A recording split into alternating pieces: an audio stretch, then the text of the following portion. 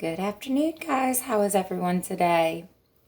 It's Miss Kim from the Martinsburg Boys and Girls Club, and today I'm going to continue with Diary of an Awesome Friendly Kid. And I'm just going to get right into it and see what the next adventure they have is. The time me and Greg came up with our own superhero. Okay, this is probably going to be the best chapter in this book because it's the only one that's got superheroes in it. And I hope I didn't spoil the surprise, but even if I did, trust me, it's still going to be a pretty good chapter. This one day it was raining, so me and Greg couldn't go outside to play. And Greg wasn't allowed to play video games because he lost his temper playing Twisted Wizard. Mrs. Heffley said, kids our age spend too much time in front of screens anyway, and it was a good break for us. Then she gave us some markers and a sketchbook and told us we could use our imaginations and make up our own comics like we used to. Well, the last time me and Greg made comics together, it didn't turn out so good for me. And if you don't know the whole story, then I'll give you the short version. In our first year of middle school, me and Greg worked on a comic together called Zoo Wee Mama. But then Greg got bored of it and said I should do it by myself. And then my comic got in the school paper and Greg was mad at me, even though he's the one who told me I should do it. Then we got in a big fight in front of the whole school, and some teenagers came out of nowhere and they caught me and Greg. Then they made me eat a piece of poop that was on the blacktop. I still can't eat pizza or mozzarella sticks with anything else with cheese in it. But Greg says I need to get over it because that happened a long time ago. So anyway, when I opened that sketchbook Mrs. Heffley gave us, there were a bunch of Zooey mamas in there that we never turned into the school paper. Greg said I should put them in here because they were going to be worth lots of money when he gets famous.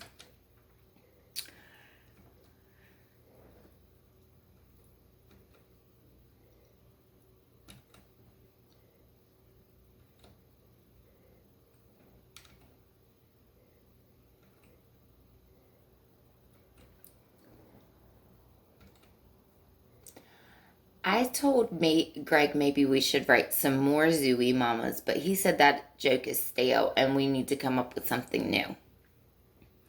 And then Greg had an awesome idea. He said we should create our own superhero.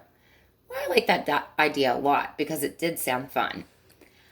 But Greg said that he didn't care about having fun. He just cared about money.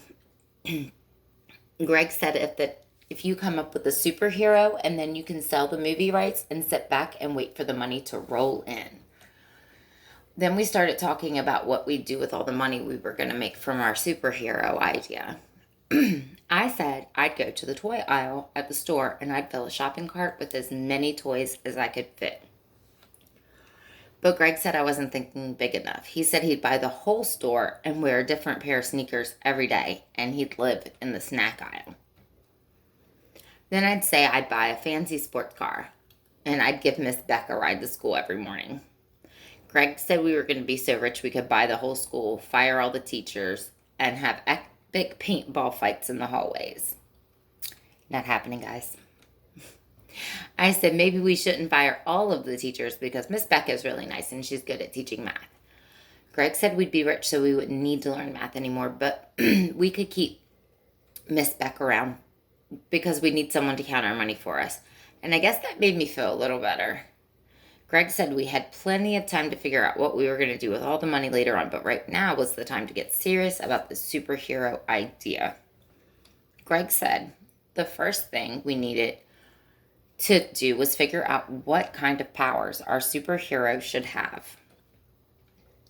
I said maybe he could fly or have super strengths, but Greg said both of those ideas were dumb because they've been done a million times before. And then I said maybe our superhero could have x-ray vision, but Greg said that wasn't a good superpower because he accidentally saw his grandpa naked once and he wished he hadn't. Greg said we needed to do something original, so we started coming up with ideas that no one ever thought of before. And the ideas we came up with were okay, but we needed something great. The one we liked the best was this guy called the Chuckster. He could throw his own head like a football. But Greg said the Chuckster wouldn't work as an action figure because the heads would be a choking hazard for little kids. Then we tried to come up with some characters that would be okay if a kid accidentally swallowed. Most of our ideas weren't that good. Greg said moms are usually the ones who buy their kids toys, so we should come up with something they would like, but we weren't happy with that idea either. Greg said maybe the reason we weren't coming up with anything good is we weren't a very good team. Said we should each try working on our own and see who would come up with a better idea. We both did our own thing and then we showed each other our work. Greg's superhero was a guy from space who had a different kind of power in every fingertip, which was a pretty awesome idea, actually. I told Greg his idea that was cool and we should go with that. And then Greg said, well, what's your idea? But I didn't want to tell him because I knew he would laugh. And then he promised he wouldn't laugh, so I showed him my character. Greg asked what amazing guy's superpower was, and I said it was kindness. And that made Greg break his promise not to laugh. Greg said a superhero should be edgy, and it would be cool if Amazing Guy had knives coming out of his knuckles and wore a black leather jacket and fights bad guys. But I said I wanted Amazing Guy to be a role model for children, and that made Greg break his promise a second time. I told Greg if he didn't like my character, that was fine, but I wasn't giving him any money if I sold the movie rights. And all of a sudden, Greg got real interested in Amazing Guy and said if I get rich, I owe him half the money because I used his markers and papers. I said that wasn't true, and Greg said he'd call his lawyer to find out. And then Greg dialed a number on the phone, and I listened in on half of the conversation. Then Greg hung up the phone. I told him to call his lawyer back because I wanted to ask him a few questions. But Greg said I couldn't afford his lawyer and I had to get my own. Greg said since we were going to split things 50-50, then we were going to be equal partners and we needed to work together. I said fine, but I still don't want Amazing Guy to say bad words and Greg said okay, we'll talk about that later. Greg said the first thing we needed to do was give Amazing Guy an origin story to show how he got his powers. Then he told me how the other superheroes got their powers. I said Amazing Guy just had good parents who raised him to be a nice person, and that's why he decided to, when he grew up, he'd fight for people who needed his help. But Greg said that's a terrible origin story. He said something exciting needed to happen, like Amazing Guy gets hit by a meteor or gets bitten by a radioactive bug or something like that. And I said, okay, fine. Then Amazing Guy gets hit by a double rainbow and that's how he got his powers.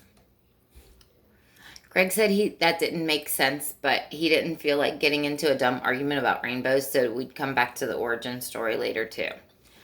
Greg said every good superhero has a secret identity, so we need to come up with one for Amazing Guy.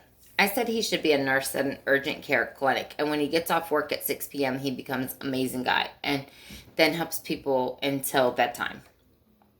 And no one knows his secret identity, not even Nurse Beck, who works with him a lot at the urgent care place.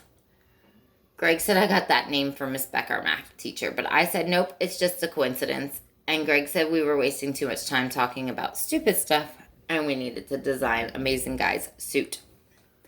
I said I like the suit I came up with just fine. But Greg said it was stupid because everyone could tell who he was if they saw him walking around in everyday life. Greg said Amazing Guy needed a mask. So he drew one That looked pretty awesome, and he added a cape too. Then Greg said if Amazing Guy doesn't have any real superpowers, then maybe his suit could have powers. But I said Amazing Guy has the power of kindness, and his gloves are padded so he doesn't hurt the bad guys too much. I said I wanted to do all the drawings, and Greg said that's fine, but he'd do all the writing. So I drew this awesome scene where Amazing Guy has to leave work early to go fight some bad guys, and I left space for Greg to fill in the words.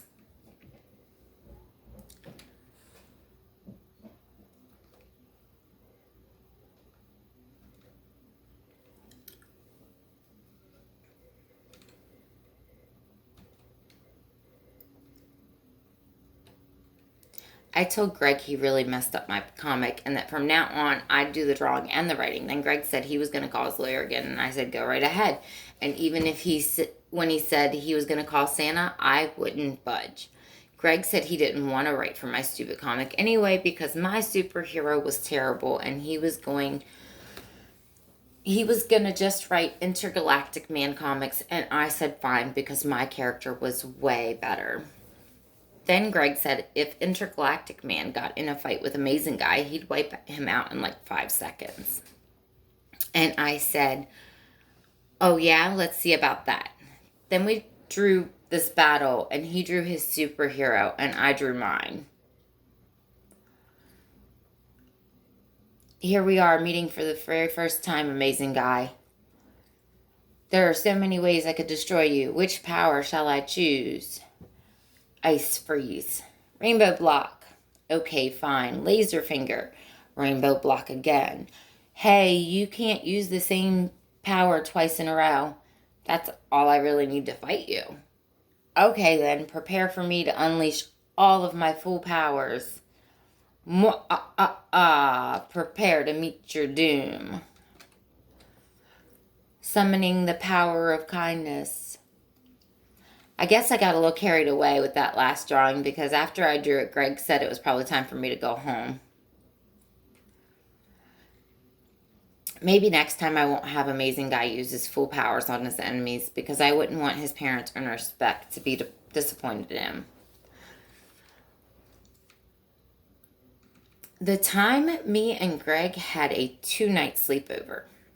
Okay, you already know this from the title of the chapter, but this one time me and Greg had a 2-night sleepover, and I bet you think we had a total blast, and you want to read about all the wacky stuff we did. But guess what? It was not fun at all. The reason the sleepover happened was because my Nana got sick, and me and my parents were going to go visit her, but then Mrs. Heffley said, why don't you two go, and we'll watch Raleigh for the weekend. When my mom said okay to that idea, me and Greg were hyped because we never had a 2-night sleepover before. But I guess we should have waited until later to celebrate because of the whole Nana thing.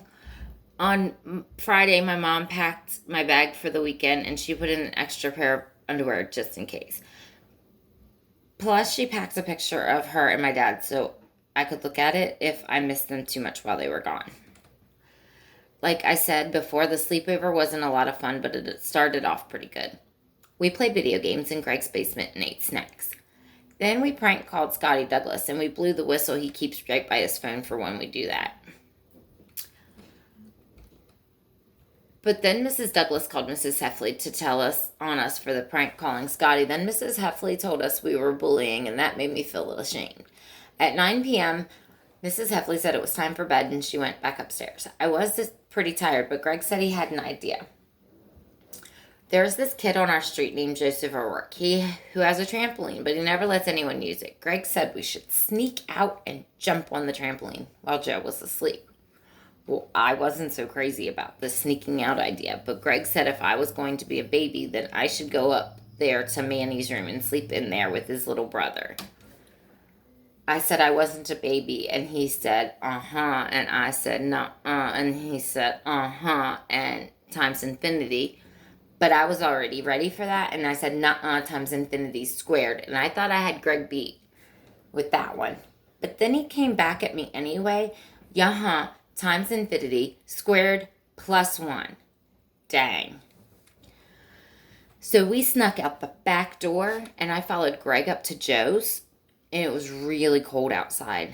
And All I had on were my jammies, but I didn't want to complain because then Greg might call me a baby again. Sure enough, all the lights at the O'Rourke's house were off, so this was our big chance to use Joe's trampoline. Greg said we couldn't make any noise, and then he jumped. Then he climbed up and did a bunch of jumps, but he was really quiet. Then it was my turn. This was my first time on the trampoline, and it was really fun, and I guess I forgot we were being sneaky. The lights came on inside the O'Rourke's house, and their dog started barking, and Greg took off without me, and I wanted to run too, but it's not so easy to stop bouncing when you're on a trampoline. And once I finally stopped, I ran to the Heffley's house and went around back to the basement door. But I guess Greg wanted to teach me a lesson for making too much noise at the O'Rourke's because he wouldn't let me in. And I tried to show Greg that I was freezing, but I don't think he really got what I was saying. I thought he was going to make me stay out there all night. So I ran around the house to see if the front door was unlocked.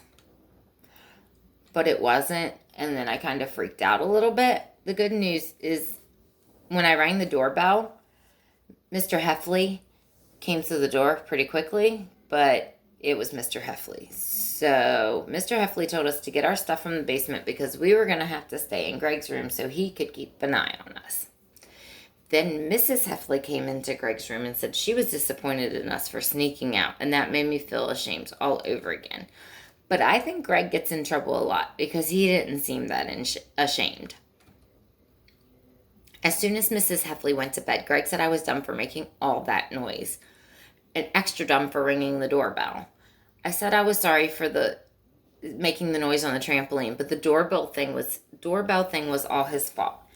And then Greg whacked me with his pillow, and I whacked him back. But I guess I made too much noise, and that's why we had to see Mr. Heffley in his underwear again for the second time in one night. Mr. Heffley told Greg he had to sleep in Manny's room, and now all I could think was, who's the baby now? The next day, Mrs. Heffley woke me up and said breakfast was ready downstairs. Greg was in the bathroom brushing his teeth, and he said he hoped I brought my own toothpaste because if I wanted to use his, I was going to have to pay for it since it was his house. I told him I did have my own toothpaste, and then he said I was going to have to pay for the water I used to brush my teeth. I said I wasn't going to pay for the water because I was a guest, and guests are supposed to get treated special. So he said if I wasn't going to pay him what I owe him, I couldn't eat any breakfast or any other meals. And I was like, yeah, right. And then he said I was using his electricity, and he shut the light off on me. When I got downstairs, I told Mrs. Heffley about all the stuff Greg said upstairs, and she said I was right about guests being special. Then she let me pick which pancakes I wanted before Greg got to pick. And after breakfast, Mrs. Heffley said we had too much screen time the day before and that we had to figure out something to do until lunch. Greg was in a grumpy mood, so I decided to cheer him up with a knock-knock joke. But he wouldn't do the who's there part, no matter how many times I tried. I told Greg I was going to go upstairs and tell his mom he wasn't saying who's there, and that finally made him do it. I said, what do elephants do at night? But he said, you're not supposed to ask a question in that part of a knock-knock joke. And I said, yes, you are. And then he told me I was dumb, and I said I was going to tell on him for that, and Greg said, go right ahead. And so I did. Mrs. Heffley came right down and told Greg he wasn't allowed to call me dumb or stupid or any other bad names anymore. But then when she left, Greg said he had a new nickname for me, and at first I thought it sounded cool. But then I figured out what he meant. He called me Stoop. I told Greg I was going to tell on him again, but then Greg said it was the opposite of day. It was opposite day, and everything meant the opposite of what it was supposed to. Well, I knew what he meant, so I went and told Mrs. Heffley. But at first she didn't get mad because she didn't know it was opposite day. I explained it to Mrs. Heffley, and she made Greg apologize. But I think he might have been being opposite. Mrs. Heffley told us that sometimes friends get on each other's nerves, but we needed to figure out things out since we had a whole day to go on our sleepover. She said maybe we should spend some time apart, and I thought that sounded like a great idea. So I hung out with Manny in his room for a while. Even though I was having fun with Manny, I missed my mom and dad, and I looked at their picture whenever I got the chance. The next time I saw Greg was when we had lunch. Mrs. Heffley made peanut butter and jelly sandwiches, and she even remembered to cut the crusts off of mine. After we finished our sandwiches, she gave us chocolate chips cookies for dessert. She gave Greg one and she gave me two because I was the guest, and guests are special. I ate one of my cookies, but I made a shield around the other one with my arm so Greg couldn't get to it. Sometimes if I have something Greg wants, he'll lick it, so I won't want it anymore. That's what he did last Halloween when I got more candy than he did, but Greg said he was full and didn't even want my cookie. He said that while I was playing with Manny, he was reading a book about magic and he wanted to show me a trick. I really like magic, so I said okay. First, Greg told me to put my fingers on the edge of the table so they were close together. And then Greg took a glass of milk and put it on top of my fingers. I asked him when the magic part was going to happen, and he said it was already happening because I couldn't move. Well, he was right, because if I did, the glass of milk would tip over and spill, and Mr. Heffley gets mad when I spill stuff in his house. But then Greg said, here's the real magic part, and he took my cookie and ate it. After that, Greg went upstairs, but I was stuck at the kitchen table, and I was still there a half hour later when Mrs. Heffley came back to the kitchen. I told her what Greg did, and boy was she mad, but it wasn't because of the magic trick. She was mad that Greg took something that belonged to me without asking. We went up to Greg's room, and then Mrs. Heffley told me I could pick out one of Greg's things that I could take home with me, so I could be even. Well, Greg had a bunch of cool toys that he never let me play with, so it was really hard to pick, but every time I got close to one of his favorites, he kind of let me know I shouldn't pick that one. I picked an action figure that was a knight that was missing one arm, and Greg seemed okay with that. But as soon as Mrs. Heffley left the room, Greg said I could play with the lame action figure because he was going to play with all his cool stuff by himself. It kind of bugged me, and I wanted to bug Greg right back, so I pretended I was having a total blast with my toy. Well, it worked, and Greg said I had to hand over his toy. I said, no way, and he said he was just going to wait for me to fall asleep and he'd take it back himself.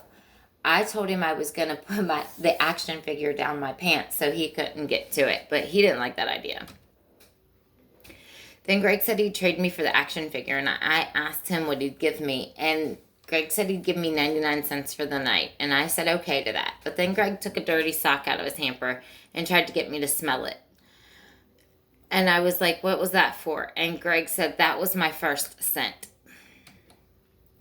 And I said I wanted 99 cents, C-E-N-T-S, not 99 cents, S-C-E-N-T-S. But Greg said, a deal's a deal, and then he tried to get me to smell another sock as my second scent. When I told Greg I was going to go tell his mom again, he said he'd trade me his Lego dragon for my knight. And I said yes, because the dragon is way better than a knight with no arm. But then when I gave Greg my knight, he wouldn't give me the dragon because I should have remembered it was still opposite day. Well, that was my last straw. And I tried to grab the dragon from Greg, but it kind of slipped out of my hands, and it hit the floor and broke apart. I guess we were making a lot of noise, because the next thing we knew, Greg's mom was back in the room. She said she was going to have to separate us for the rest of the night, which was fine with me. Mrs. Heffley said that we could each have one half of the bedroom, that we had to stay on our own side. So she asked me which side I wanted, and I picked the side with the bed, which made Greg mad. When Mrs. Heffley went back to her room, Greg said he was turning on the invisible force field between our two sides, and that if someone got crossed over it, they would get zapped. Greg said he was fine with me having the bed because he could sleep on the air mattress, and all the fun stuff was on his side of the room. When I reached over to Greg's side for my action figure, sure enough, I got zapped. I opened the drawer on the table next to Greg's bed to see if he had any comics I could read. Well, there weren't any comics, but one of Greg's old handheld video games was in there. So I played with it, and Greg couldn't do anything because of the force field. But Greg said I could play video games by myself on his nerd, like a nerd, because he was having a wild party on his side of the room and I wasn't invited. And I got kind of jealous because his party looked pretty fun. I said, well, I'm having a party on my side and it was even more wild than his party and I had really good music. Greg said I couldn't even come up with an original idea, but I still think he was jealous of my party. Then Greg said the plug to my party speakers was on his side of the room, so he pulled it out to shut off my music. Greg got back to his party and I tried to tell him to plug my speakers back in, but he couldn't hear me because the music at his party was too loud. But this time, Mr. Heffley came in, and Greg didn't notice him standing in the doorway. Mr. Heffley said he didn't want one more peep out of us, and he left the room. We were both quiet for a long time, but then Greg tried to get me to laugh, and I almost did. I was kind of glad we had to be quiet because I was getting sleepy and wanted to go to bed. I told Greg that I needed to brush my teeth, and he said that was too bad because the force field was still on and I was trapped on my half of the room. So I asked if he could just turn it off so I could brush my teeth, and he said once the force field is on, it stays on until the morning. And then Greg went to the bathroom and brushed his teeth and came back. That's when I remembered I needed to use the bathroom before I go to bed every night so I don't have any accidents. But Greg said I was just going to have to hold it until morning. I said I couldn't make it all the way till the morning, and Greg said that wasn't his problem. I said, well, if he didn't shut off the force field, I was going to have to pee in the Chewbacca mug on the table next to Greg's bed. And then he told me he had an invisible knife that could cut through the force field. Greg showed me the knife, how it worked by cutting a square in the force field right next to where the table mug was. The table on the mug on the table was. Then he reached through the hole and grabbed the mug. I asked Greg to cut a rally-size hole in the force field so I could get through it to use the bathroom. He said no. It ran on invisible batteries and they get used up when he made the other hole. Then Greg started talking about things that made me want to use the bathroom, like water and rain and swimming. And finally Greg got tired and fell asleep. And then I thought about sneaking past him, but I was worried about him faking sleeping. After a while, I woke up around 6 in the morning, and I felt like I was going to burst. I didn't care about the force field anymore, but I was worried that if I used the bathroom, I might wake up Mr. Heffley, but I should just use the bathroom anyway because Mr. Heffley was already up for the day. Luckily, Mr. Heffley didn't look up in time to see me in the window when he got back in Greg's room. I fell back asleep after a while and got up when Mrs. Heffley said it was time for breakfast. After we ate, I went to get my night action figure from Greg's room, but I couldn't find it anywhere. Greg said he didn't know what happened to it, but Mrs. Heffley said he had to go help me look for it. So the two of us searched Greg's room, but to be honest, he wasn't all that helpful. I guess Mrs. Heffley thought Greg was hiding the action figure from me because she said if he didn't hand it over in 2 minutes, he was going to be in big trouble. Greg said he needed to use the bathroom, but he'd keep looking for my action figure after he was done. But I noticed he had something in his hand when he went in there. Greg locked the bathroom door. Mrs. Heffley told him to come out that instant, but then the toilet flushed and Greg opened the door and nothing was in his hand anymore. Mrs. Heffley made Greg give me 3 toys, and this time I picked the ones that weren't broken. My mom and dad came home and got me just before lunch, and boy, was I glad to see them. And P.S., if you wanted to know the answer to the knock-knock joke, it's Elephants Watch Elevision. All right, guys. So that was a little longer than I expected it to be, but I hope you enjoyed it. And have you ever been to a friend's house where they play tricks on you? I know sometimes siblings and cousins do those things, but sometimes friends do too. But he's not being a very good friend. So I want you to each tell me one thing that Greg did to Rowley that wasn't nice. And I will see you guys next time. Stay happy, healthy, and safe.